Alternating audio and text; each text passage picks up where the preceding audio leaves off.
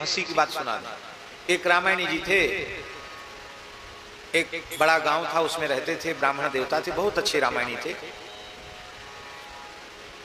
हमारे पूज्य गुरुदेव भक्तमाली जी के पास आते जाते थे। सीधे साधे सरल ब्राह्मण थे। अयोध्या जी में रह के रामायण लगाई थी उन्होंने, और अच्छे वक्ता, प्रसिद्ध वक्ताओं में थे। तो ग्वालियर में उनका सावन भादों 2 महीना प्रवचन हुआ, पुरानी बात है।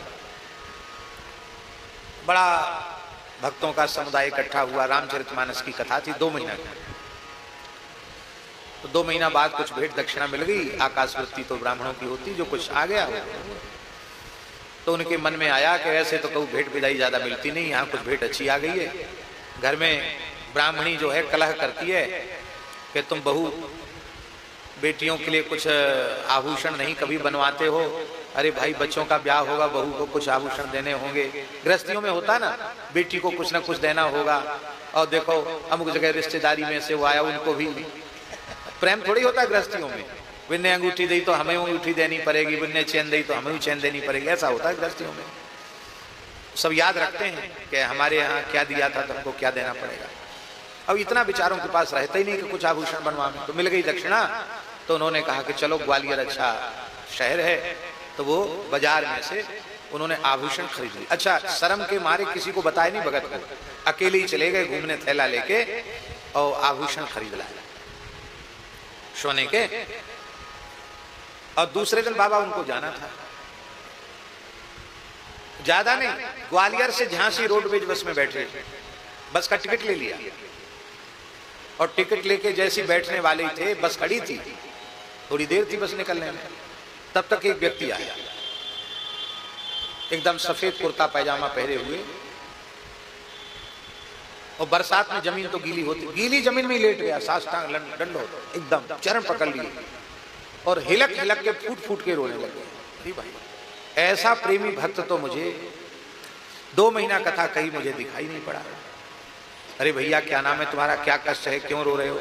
अरे बोले, रामायणी जी आपने तो पूरे शहर का उद्धार कर दिया, क्या रसमयी कथा, भरत चरित्र तो आपने ऐसा सुनाया, ओहो महाराज पत्थर पिघल जाए ऐसी कथा।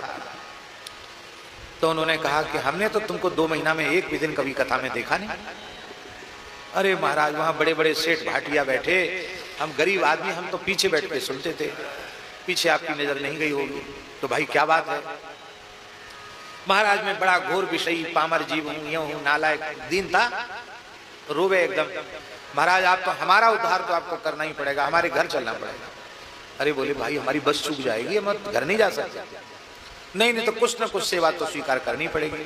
तो ऐसा करो कि गन्ने का जूस ही पी लो, कुछ तो सेवा हमारी स्वीकार करो। तो उनके मन में आया कि ठीक है, घाम पर रहो है, और बदर की धूप तेज होती ना, कुआर का घाम, बोले घाम पर रहो है तो अच्छा है, गन्ने का जूस पी लेंगे। तो अच्छा ठीक है, तुम्हारी ज्यादा इच्छा, तुम कांच के गिलास में नहीं पी। अरे बोले महाराज, बढ़िया पीतल के गिलास में पिलाएंगे आपको, कांच का। हम जानते हैं आचार विचार नियम सब जानते हैं ब्राह्मणों का, पंडितों का, तो पीतल के गिलास में पिलाएंगे। तैयार हो गए वो, तब उनका थैला लेने लग गया। बोले नहीं नहीं, थैला नहीं, थैला तो हम रखेंगे अपने पास। रामायणी जी बोली,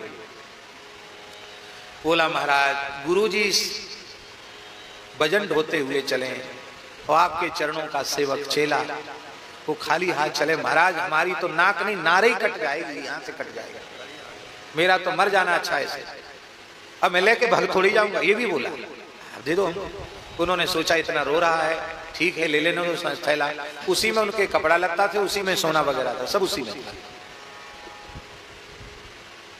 10-50 रुपया भी होंगे, 150, वो भी उसी थैला में थे, पास में कुछ नहीं था। सीधे साधे विचार वो दे दिया, और बस उन्होंने गन्ने का जूस का गिलास दे दिया हाथ में, उन्होंने पिया। पीते ही वो तब तो गायब हो गया, वो तो थैला लेने आया था, गायब हो गया। तो पीने के बाद वो जो दुकानदार था उसने कहा, पंडित जी पैसा लाइए। अरे भाई, भगत कहाँ हो? भगत तो गया, भाग गया भगत। अब वो तो घबराए बेचारे, 2 महीना की सारी सेवा पूजा जैसी आ रहा। अरे भगत कुछ नहीं, वो दुकानदार भी भगवान जाने मिला हुआ था, वो झगड़ने लगे, रे पंडित जी जूस पिया, पैसा ला, नहीं बेइज्जती करेंगे तुम्हारी। उन्होंने कहा हमारे पास 1 रुपया भी नहीं है, तुम हमारे धोती कुर्ता उतरवा लो। हम धोती पहने हैं, धोती ले लो। अरे धोती कुर्ता, ये तो कुर्ता ले लो हमारा, नंगो करके हमें भेजो यहाँ। भैया हमारे पास कुछ नहीं है।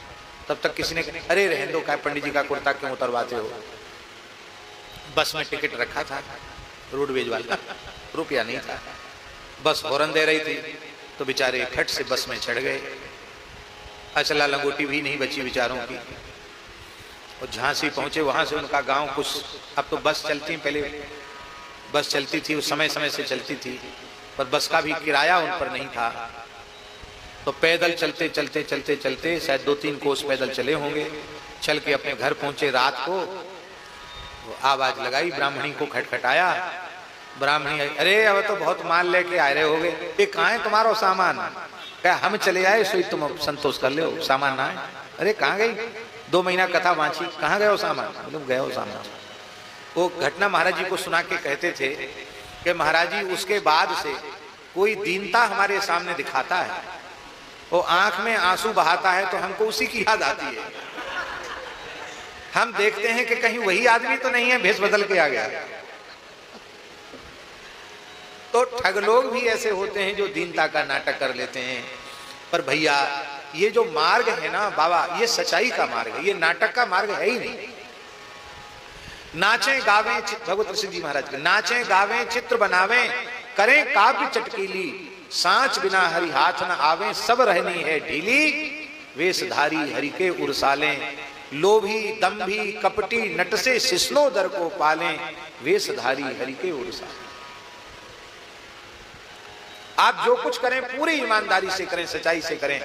लोक रिझाने का क्या प्रयोजन है।